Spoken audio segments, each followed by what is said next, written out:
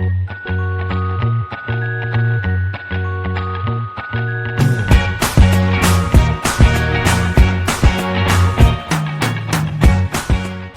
semua, pada kesempatan kali ini kami akan membagi cerita seputar UMKM berdasarkan pendapat dan pengalaman para pengusaha UMKM lewat wawancara yang telah kami lakukan untuk pemenuhan tugas mata kuliah pengantar ekonomi. Namun sebelumnya, perkenalkan kami mahasiswa Politeknik Negeri Medan kelas MI 4B. Kami dari kelompok 3 yang beranggotakan saya, Nazli Zahira Lubis dengan NIM 1905102666 dan teman-teman saya. Saya Paronia Napadina Siregar dengan NIM 1905102037. Saya Dava Raisa Nopali Tarigan, nomor NIM 1905102017. Saya Priskila Romnoviarta Sibarani, NIM 1905102051.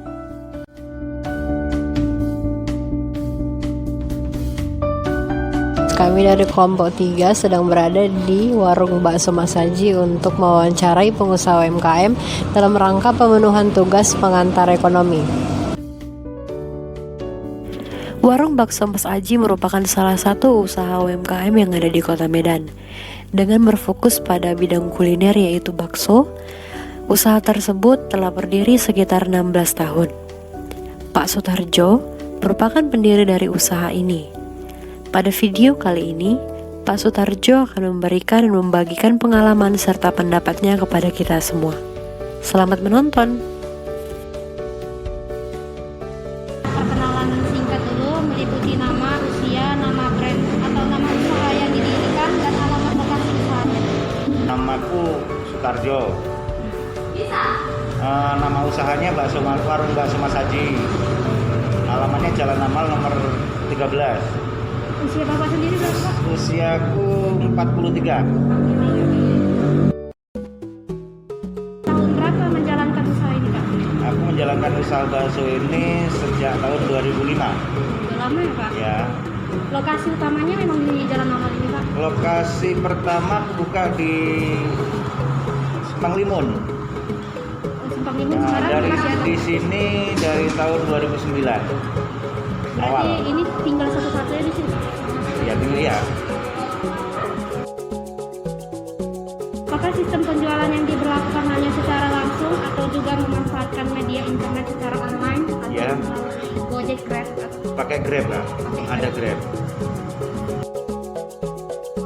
Menurut Bapak seberapa efektif penjualan secara online menggunakan Grab? Cukup lumayan, cukup membantu. Ya, Pak. Ya. Metode pembayarannya, Pak? Itu ada yang OVO, Dana, atau hanya cash saja? Dua-dua ada kan? Ada yang cash, ada yang pakai OVO. Apakah usaha ini melibatkan aktivitas dalam mengimpor bahan dari luar negeri atau hanya produk lokal? Lokal aja kan? Lokal aja. Usaha ini pernah menerima subsidi bantuan UF? Tidak pernah. Belum pernah ya, Pak? Selama ini nggak ada yang datang kemarin untuk bantu. Apa saja bentuk sederhana dari cara-cara yang diterapkan untuk memaksimalkan kegiatan usaha? Ya, kalau orang usaha kayak gini terutama ya kebersihan di warung, sopan santun dalam melayani pelanggan gitu. Itu aja lah Kak. Apalagi usaha kuliner ya kan, Pak? Iya. Harus bersih. Baik, Pak, terima kasih sudah meluangkan wawancarai. Selanjutnya, kami sudah mewawancarai pedagang UMKM kuliner dengan Kak Rinta Deborah selaku narasumber dan pemilik UMKM Martabak Rifan.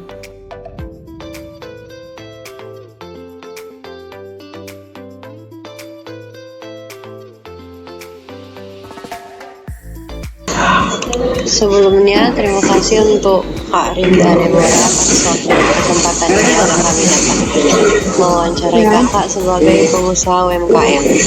Jadi, izin kami memperkenalkan diri, kami dari kelompok 3 dari mahasiswa Politeknik Negeri Medan kelas MI 4B.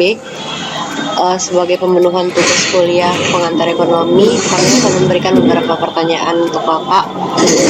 Akan saya mulai dengan pertanyaan pertama, yaitu bolehkah perkenalkan diri secara singkat meliputi nama, usia, nama usaha yang didirikan, serta alamat lokasi usaha. Nama kakak Rimpa Debora. Alamat usaha kakak daerah Jalan Jeriadan, di Diski tepatnya, daerah Rumah Sidina lah itu. Jenis usahanya kuliner, martabak. Tahun berapa mulai menjalankan usahanya, Pak? Kalau untuk usaha kakak sendiri, suami sama kakak kan beda tuh. Kalau kakak sekitar tahun 2016.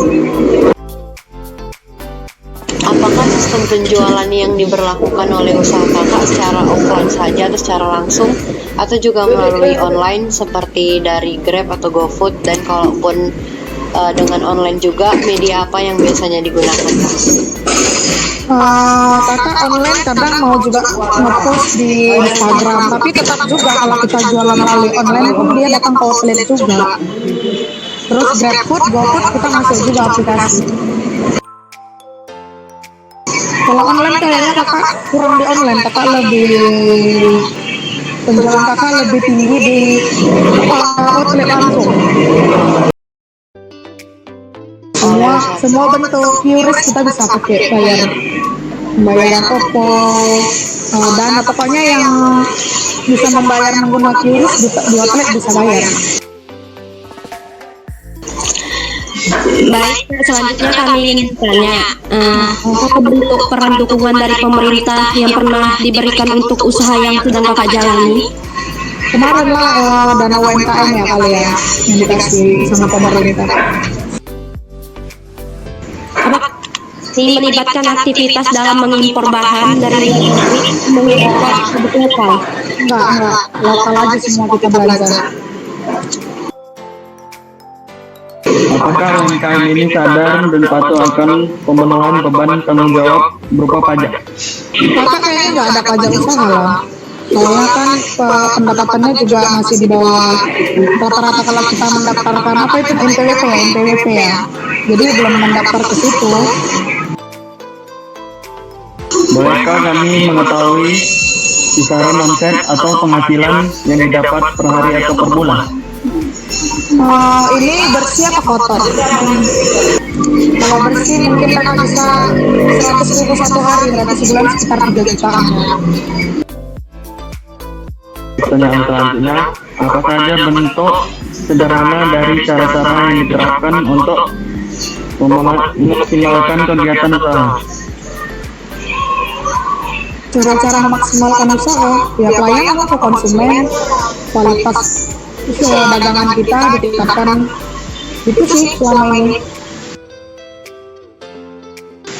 Harapan terbesar untuk perekonomian Indonesia lewat UMKM? Ya maunya dapatnya rata gitu kan, supaya yang banyak tutup usahanya bisa lagi balik berusaha, karena kan sekarang kita lagi ngalami krisis ekonomi ya. Itu aja sih, karena ada yang dapat ada yang enggak, kan kasihan juga mereka yang memang betul-betul membutuhkan nggak dapat. Pendapat dan pengalaman dari para pedagang UMKM yang telah kami wawancarai dapat disimpulkan bahwa para pedagang UMKM telah mengikuti perkembangan zaman dan teknologi karena mereka sudah memasarkan produk bisnis mereka lewat media wirausaha online. Namun tidak semua pedagang merasakan dampak yang signifikan dari penjualan online. Selain itu, metode pembayaran yang diterapkan para UMKM juga sudah berkembang.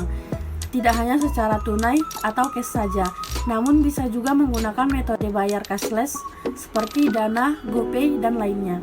Kemudian, dapat diambil kesimpulan bahwa banyak pedagang UMKM yang belum mengekspor produknya ke luar negeri, bahkan memperoleh bahan baku produksi dari produk lokal saja, dan tidak mengimpor bahan dari luar negeri.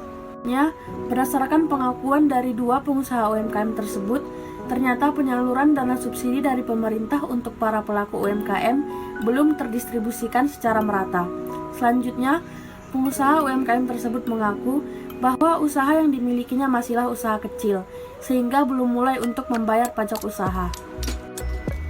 Dan yang terakhir, berdasarkan pengalaman dan jawaban para pedagang UMKM tersebut, disimpulkan bahwa cara sederhana pemaksimalan usaha adalah dengan meningkatkan kualitas pelayanan ke konsumen serta kenyamanan tempat.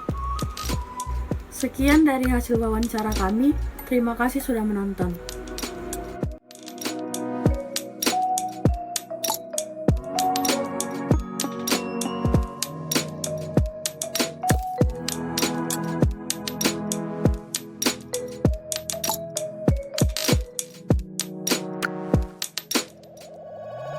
Thank you.